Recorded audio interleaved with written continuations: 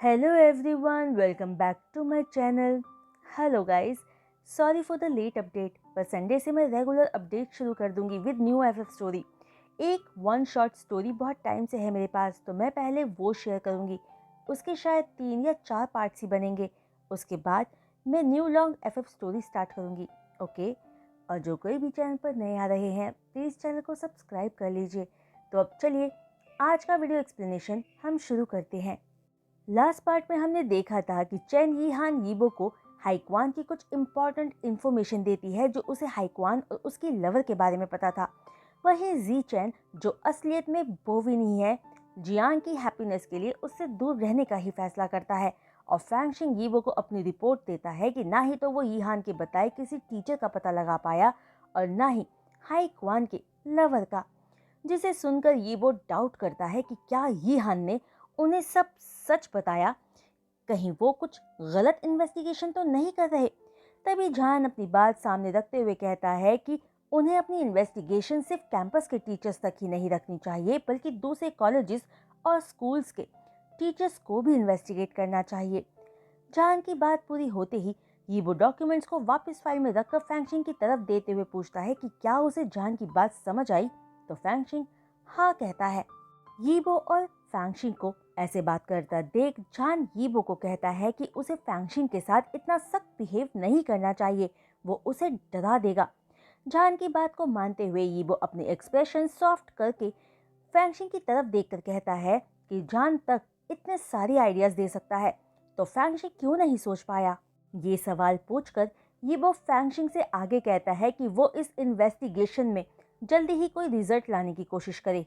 जिसके बाद यीबो फई का हाथ थामे उसे स्कूल छोड़ने के लिए निकल जाता है और जान भी टेबल के पास से उठकर फैंगशिंग के शोल्डर को थपथपाते हुए कहता है कि वो ज्यादा टेंशन ना ले और बस अपने काम को पूरा करके वेकेशन पर जाने की तैयारी करे। जिसे सुनकर फैंगशिंग जान को स्माइल के साथ थैंक यू कहता है, उसे यीबो के गुस्से से बचाने के लिए। लेकिन फैंगशिंग बहुत अच्छे से जानता था कि उसका बॉस यीबो उसके साथ सख्त और रूड जरूर बिहेव करता है, पर वो फैंगशिंग की बहुत केयर भी करता है। वहीं वीकेंड आते ही जान फौरन चोंगजिंग के लिए निकल जाता है और जियांग के घर पहुंचकर जहां जियांग उसका आने का इंतजार कर रहा था, जान को देखते ही भागकर उसे गले लगाकर कहता है कि वो जान को बहुत मिस कर रहा था। जियांग को इस तरह की हरकत करता देख जान पूछता है कि वो एक स्पॉइल्ड बच्चे की तरह बिहेव क्यों कर रहा है। जिसके बाद अपना हक ब्रेक करके जान जियांग को पास के ही काउच में बैठाते हुए जियांग की आंखों में आंसू नोटिस करते ही कंसर्न टोन में पूछता है कि उसे क्या हुआ है, क्या हाउसवान ने उसके साथ कुछ गलत किया है। जिस पर अपने आंसुओं को पोंछते हुए जियांग ना में से हिला देता है। दरअसल जियांग खुद भी नहीं जानता था कि क्यों वो आजकल हर बात पर इमोशनल हो जाया करता है। तभी जियांग कहता है कि वो बस जान को अपने सामने देखकर एक्साइटेड हो गया, क्योंकि वो जान को बहुत मिस कर रहा था। जान को चोंगजिंग से गए बस 1 महीना ही हुआ था, इसलिए वो जियांग का बदला हुआ रूप देखकर थोड़ा हैरान था। तभी जियांग चेहरे पर स्माइल लिए जान से कहता है कि वो 2 दिनों के लिए जान के पास ही रुक जाए, क्योंकि उसे जान की जरूरत है। दरअसल जान को इवनिंग में ही बीजिंग वापस जाना था, क्योंकि उसका पॉजेसिव हस्बैंड उसके बिना एक दिन भी नहीं रह सकता था। पर जियांग की रिक्वेस्ट को सुनकर जान उसे मना नहीं कर पाया और रुकने के लिए मान गया। जिसकी वजह से जियांग बहुत खुश हो जाता है और जान को घूमने चलने के लिए कहता है, जहां जियांग जान के साथ अपने पुराने स्कूल जाता है, पुराने दिनों की बातें करता है और फाइनली चोंगजिंग का बेस्ट स्ट्रीट फूड ट्राई करता है। पूरा दिन चोंगजिंग में एंजॉय करने के बाद वो दोनों एक दूसरे का हाथ थामे अपने फेवरेट कॉफी हाउस के बाहर बैठकर चिल योगर्ट ट्राई करते हैं। जियांग, जिसकी तबीयत कुछ दिनों से ठीक नहीं थी, अचानक जान के साथ बहुत अच्छा फील करता है। तो जियांग अचानक जान को कहता है कि वो मिस्टर यीबो को छोड़कर उसके साथ आकर क्यों नहीं रहने लग जाता। जियांग की बात सुनते ही जान एक तिरछी स्माइल के साथ कहता है कि अगर इस बात के लिए जान मान भी गया तो यीबो जियांग को नहीं छोड़ेगा उसकी वाइफ को उससे दूर ले जाने के लिए। और यीबो पक्का जियांग का। ये कहकर जान अपना गला दबाकर जियांग को दिखाता है कि यीबो उसे मार डालेगा। जान की बात सुनते ही जियांग के ख्याल हवा बनकर उड़ जाते हैं और वो शांत हो जाता है और धीमी आवाज में जान से कहता है कि उसके बोलने से पहले ही जियांग को ये बात पता थी, यीबो चीटर है उसने जान को जियांग से चुरा लिया है। जियांग की क्यूट हरकतें और बातों को सुनकर जान स्माइल के साथ जियांग को इस बारे में यीबो से बात करने को कहता है, और अगर यीबो जियांग की बात मान गया और जान को जाने दिया तो जान अपनी पूरी लाइफ जियांग के साथ रहने को तैयार है, कहता है। तभी खुद को सेफली इस सिचुएशन से प्राउड के साथ बाहर निकालते हुए जियांग कहता है कि यीबो पूरे 30 सालों से अकेला रहता आया है, अब जाकर इतने एफर्ट्स के बाद उसे कोई मिला है जिससे वो शादी कर पाया, तो जान को यीबो से दूर करके जियांग पाप नहीं करना चाहता, इसलिए वो इस बात को जाने ही देगा। जिसे सुनकर जान भी ठीक है कहता है और दोनों एक दूसरे को देखकर हंसने लगते हैं। जिसके बाद दोनों माउंटेन्स पर नाइट व्यू देखने जाते हैं, जहां इतने ऊपर से आसमान में बहुत सारे तारे साफ दिख रहे थे। वो दोनों एक रात उसी माउंटेन पर बने एक कैंप हाउस में बिताते हैं और अगले दिन वहीं से सनराइज का मजा लेते हैं, जहां पहाड़ों के बीच में से वो सूरज को बाहर निकलकर आसमान में पूरी तरह से रोशनी फैलाते हुए देखते हैं। जियांग उगते सूरज के साथ अपनी और जान की पिक खींचकर उसे अपने सोशल मीडिया अकाउंट पर पोस्ट करता है, जिसे सबसे पहले यीबो लाइक करके जान को कॉल करता है और जान के कॉल रिसीव करते ही यीबो पूछता है कि वो दोनों कहाँ हैं, तो जान यीबो को बस सब बता देता है कि वो और जियांग सनराइज और नाइट व्यू देखने माउंटेन्स पर हैं।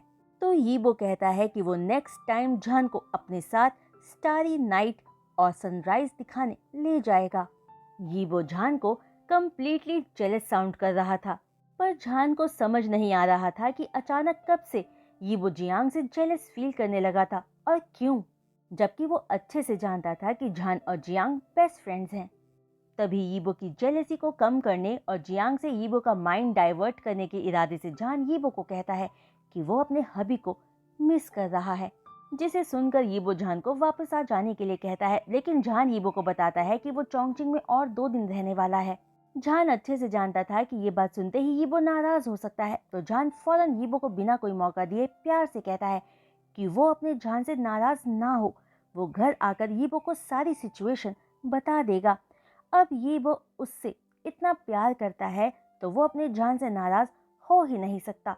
जान की सॉफ्ट वॉइस को सुनकर यीबो सच में जान पर गुस्सा नहीं कर पाया और जान को अपना ख्याल रखने को कहता है। दरअसल यीबो जियांग से जेलस नहीं था, पर वो बस जान को किसी से बांटना नहीं चाहता था, क्योंकि जान सिर्फ यीबो का था। यीबो की बात पर जान ओके कहकर किसके साथ कॉल एंड करता है, जिसे देख जियांग स्पीचलेस रह जाता है। जियांग का खुला मुंह देखकर जान कहता है कि ये सब उसने जियांग के लिए ही किया है, ताकि यीबो जान के चोंगचिंग रहने पर नाराज ना हो। जिसे सुनते ही जियांग जान को गले लगाकर कहता है, थैंक यू जान, हमने तारे और सनराइज दोनों देख लिए हैं, अब हमें वापस चलना चाहिए। वहीं वापसी में पूरे रास्ते जियांग चुप रहता है और घर पहुंचकर जियांग जैसे ही अपने रूम में पहुंचता है वो बेहोश हो जाता है, जिसे देख जान फौरन जियांग को हॉस्पिटल लेकर जाता है और रास्ते में हाउ शुआन को इन्फॉर्म कर देता है। हॉस्पिटल में इमरजेंसी रूम के बाहर हाउ शुआन बेचैन और परेशान बस इमरजेंसी रूम से नर्स को बाहर आता और जाता देखे जा रहा था। जैसे जैसे वक्त बीत रहा था हाउ शुआन की बेचैनी बढ़ती जा रही थी। तभी मेन डॉक्टर जैसे ही इमरजेंसी रूम से बाहर आते हैं, हाउ शुआन और जान फौरन उनके पास जाकर जियांग का हाल पूछते हैं, जिस पर डॉक्टर बताते हैं कि जियांग खून की कमी के कारण कमजोरी से बेहोश हो गया था और वो इस वक्त प्रेग्नेंट भी है। जिसके बाद डॉक्टर हाउ शुआन को फादर बनने जाने पर कॉन्ग्रेचुलेट करते हुए जियांग का अच्छे से ख्याल रखने का बोलकर वहां से चले जाते हैं। जियांग के प्रेग्नेंट होने वाली बात सुनकर हाउ शुआन खुशी से पागल ही हो रहा था, क्योंकि उसका जियांग के साथ एक फैमिली पाने का सपना सच होने जा रहा था। वहीं जान भी इस गुड न्यूज को सुनकर जियांग के लिए बहुत खुश था। तभी जियांग के रूम में उसे देखते ही हाउ शुआन जियांग को अपनी बाहों में टाइटली पकड़कर उसकी खुशबू को महसूस करने लगता है और जियांग को कहता है कि अब से उसे अपना अच्छे से ख्याल रखना होगा और ठीक से रेस्ट भी करना होगा। फिर जियांग की टमी पर अपना हाथ रखते हुए हाउ शुआन आगे कहता है, बेबी, अपने मॉम को डैडी की बात सुनने को कहो, हम फैमिली हैं और एक दूसरे से बहुत प्यार करते हैं। हाउ शुआन को इतना खुश देखकर जियांग हंसते हुए कहता है कि अभी बेबी हाउ शुआन को सुन नहीं सकता। उन दोनों को एक साथ स्वीट मोमेंट्स शेयर करता देख जान को जियांग और हाउ शुआन के लिए बहुत अच्छा फील होता है और वो उन दोनों को डिस्टर्ब ना करने के इरादे से रूम से बाहर आकर बेंच पर बैठ जाता है। जॉन बेंच पर अपना सिर रखकर थोड़ी देर रेस्ट करने के बाद जैसे ही अपने राइट साइड में देखता है, उसे एक फिगर ब्लैक सूट में अपनी तरफ आती दिखाई देती है। और जैसे ही वो इंसान जॉन के करीब आता है, जॉन की आंखें हैरानी से बड़ी हो जाती है।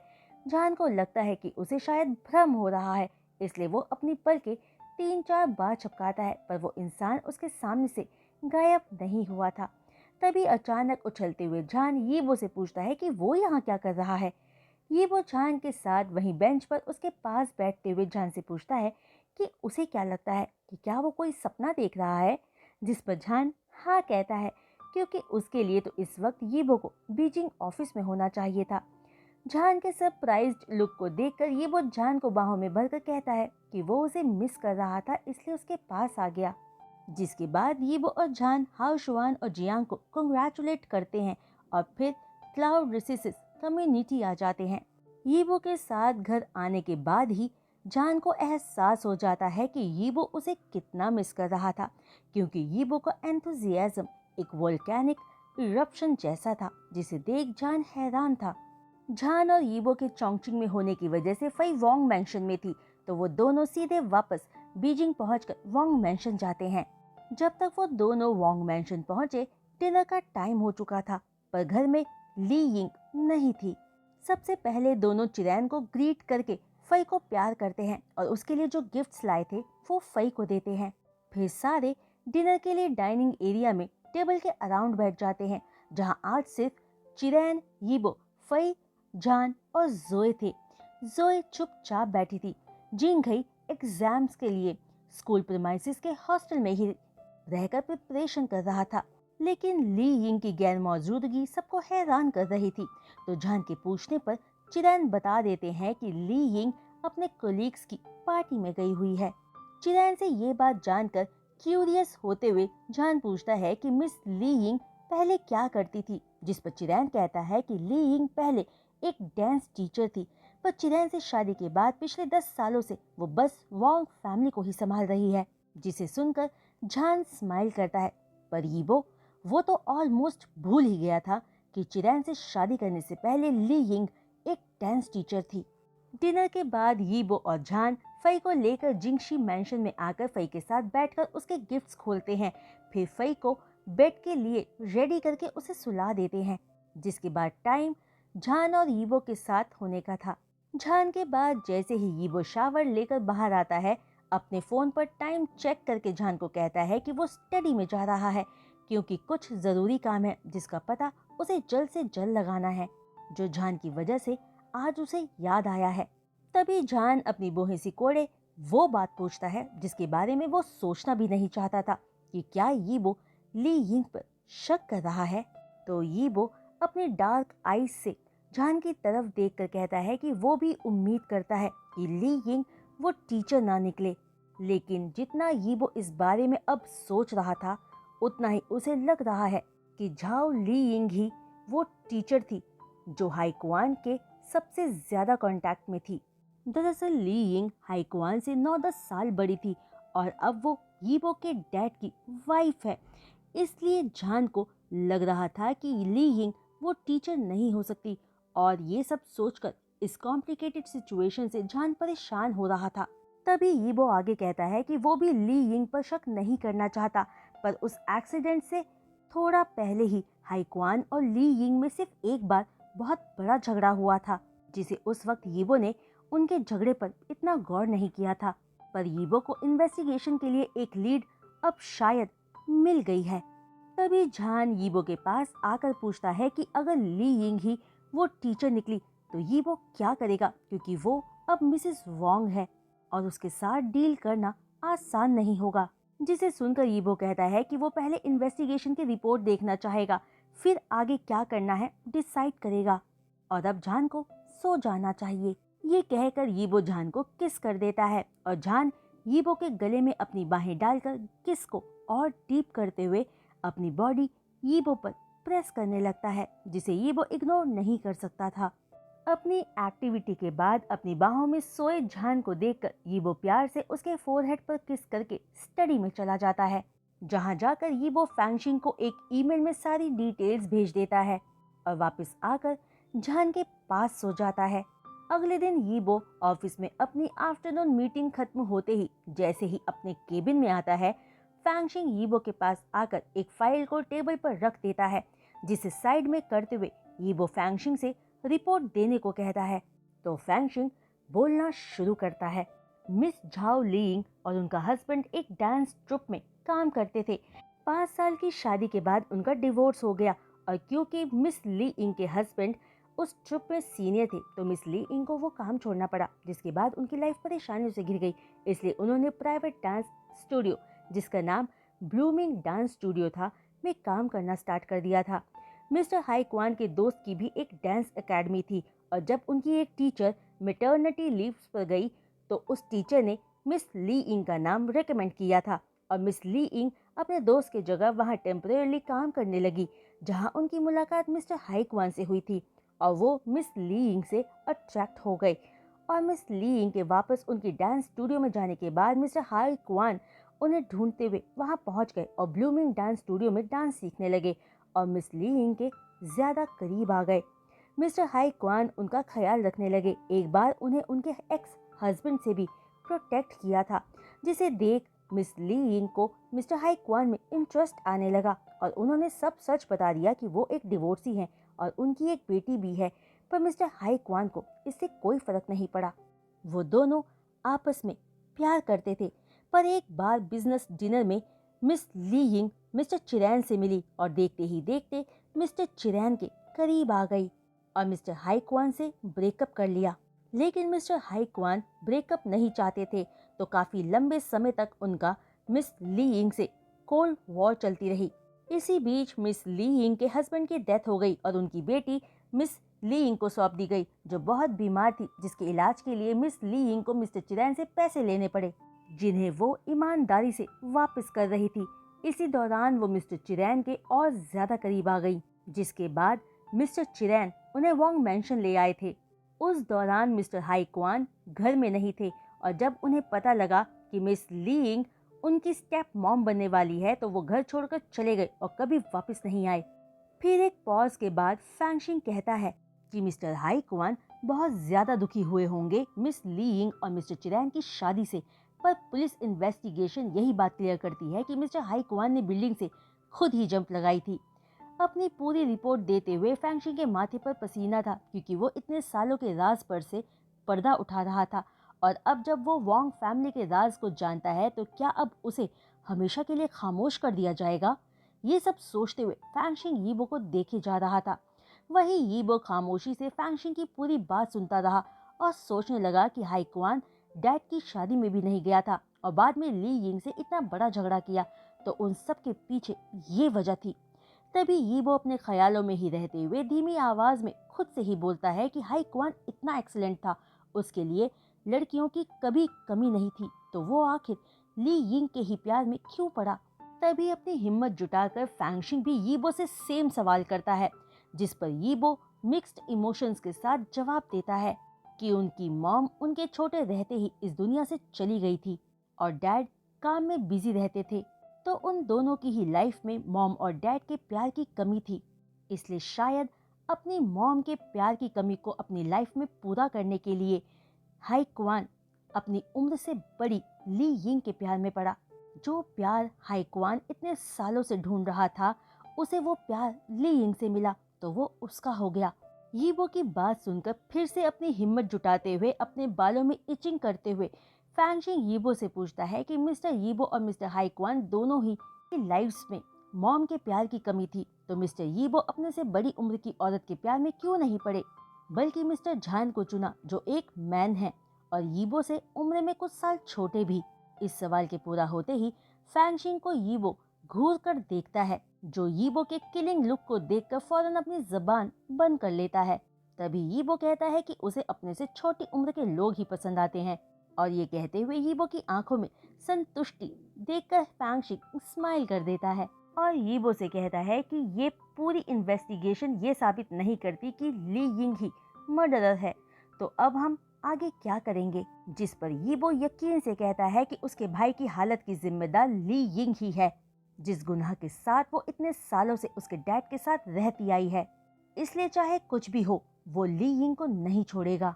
जिसके बाद यीबो हाईक्वान को मिलने हॉस्पिटल जाता है, जहां अपने भाई को लाइफलेस पड़ा देखकर उसे बहुत दुख होता है। हाईक्वान के पास बैठकर उसके साथ थोड़ी देर बात करके यीबो आधी रात को घर आता है, जहां जान उसके आने का इंतजार कर रहा था। जान को जगा हुआ देख यीबो पूछता है कि वो अभी तक सोया क्यों नहीं। तो जान यीबो के पास आकर उसे गले लगाते हुए कहता है कि उसने कितनी बार कहा है कि यीबो के बिना उसे नींद नहीं आती। जिस पर हक को और टाइट करते हुए यीबो सब कुछ जान को बता देता है। सारी बात सुनकर जान यीबो को बेड पर बैठाते हुए पूछता है कि क्या ये बात कंफर्म हो गई है कि ली यिंग और हाई क्वान एक दूसरे को पहले से ही जानते थे। तो यीबो कहता है कि बात इससे भी ज्यादा कॉम्प्लिकेटेड है, क्योंकि ली यिंग का हाई क्वान के साथ अफेयर था और शादी उसने उसके डैड से कर ली। थोड़ी देर जान की बाहों में रहकर यीबो अचानक इनसिक्योर फील करते हुए पूछता है कि कहीं जान उसे कभी छोड़कर तो नहीं चला जाएगा ना। तो जान यीबो को अपने और करीब करके कहता है कि वो यीबो को छोड़कर कभी जा ही नहीं सकता, क्योंकि वो सिर्फ यीबो का है और यीबो सिर्फ उसका।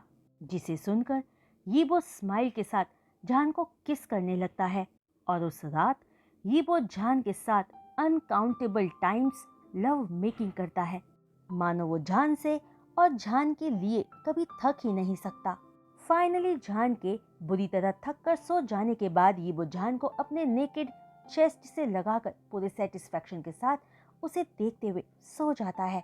अगले दिन सुबह यीबो अपनी रूटीन में बदलाव लाते हुए जान के साथ सोए रहते हुए ही उसके उठने का इंतजार करता है। वहीं जान जब उठकर अपने सामने यीबो को लेटा हुआ पाता है तो बहुत खुश होता है कि वो आज यीबो की बाहों में सोकर उठा। जिसके बाद दोनों एक दूसरे को मॉर्निंग किस करके अपने अपने काम में लग जाते हैं। अपने बिजी टाइम के चलते जान इस दौरान एक गुड न्यूज भी सुनता है कि लिंग जियाओ को 10 साल की सजा सुना दी जाएगी। फाइनल हियरिंग वाले दिन उसे सजा सुनाते ही पुलिस लिंग जियाओ को फौरन जेल में डालने के लिए अपने साथ ले जाती है। जिसके बाद कोर्ट से बाहर आकर डेरन जान से कहता है कि उससे मिले डेरन को बहुत टाइम हो गया है और क्या अब जान बीजिंग में अच्छे से सेटल हो गया है। तो जान एक दोस्त की तरह बात करते हुए डेरन को जवाब देता है कि वो अब बहुत अच्छे से बीजिंग में रह रहा है और अब तो जहाँ यीबो है वही उसका घर है। वो यीबो को हर जगह फॉलो करेगा। यीबो एक बिजनेस ट्रिप पर गया हुआ था, वरना वो इस पर जान के साथ ही होता। जान की बात पर डेरन स्माइल करता है और जियांग जो जान के साथ ही खड़ा था डेरन से कहता है कि अब लिंग जियाओ उसकी लाइफ से बाहर है और जान को वो पा नहीं सकता, तो उसे अब अपने लिए सही लाइफ पार्टनर ढूंढ ही लेना चाहिए। जिसे सुनकर दिल में दुख और होंठों पर हंसी लिए डेरन सिर्फ ओके कहता है। तभी जिंग टोंग और जियानमिन को जान के पास आता देख डेरन वहां से चला जाता है और जियानमिन प्यार से बात करते हुए जान को श्याओ मेंशन डिनर पर इनवाइट करता है।